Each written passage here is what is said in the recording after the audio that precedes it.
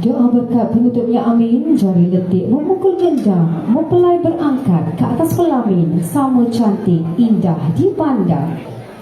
A'udzubillahi minasyaitonirrajim. Bismillahirrahmanirrahim.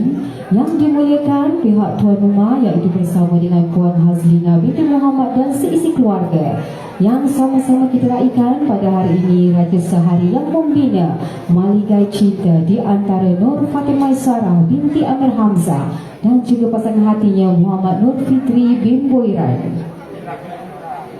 Seterusnya yang dihormati hadirin hadirat yang dirahmati Allah sekalian, harum semerbak si bunga rampai, sekutu mawar sudah disunting, duduk keliling tetamu yang ramai melihat pengantin duduk bersanding. Assalamualaikum warahmatullahi wabarakatuh dan selamat datang ke Majlis Walimatul Urus bagi meraihkan cinta buat pasangan Fatih dan juga Fitri.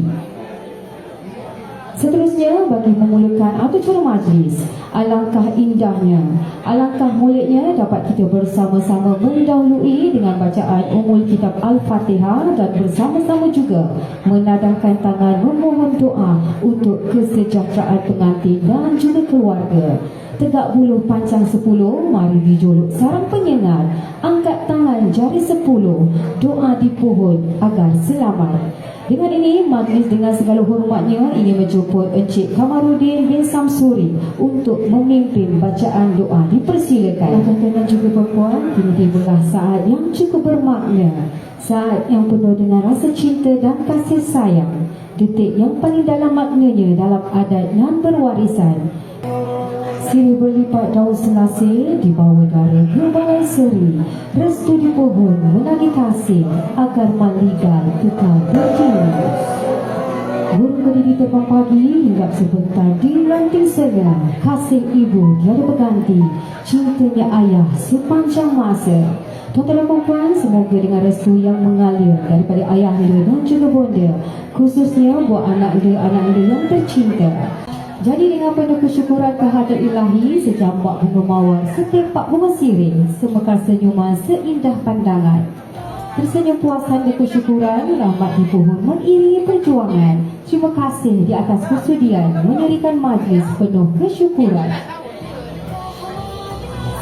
Dan mengambil kesempatan ini sekali lagi saya mendoakan keutamaannya untuk majlis dan kedua-dua mempelai yang kita raikan. Semoga rumah tangga ini akan menuju ke alam bahagia, ke alam rumah tangga yang sakinah, mawaddah dan juga warahmah. Dengan ini majlis merakamkan ucapan tahniah dan selamat pengantin baru buat pasangan Nur Fatimah Sarah binti Amir Hamzah dan juga Muhammad Nur Fitri bin Boiran.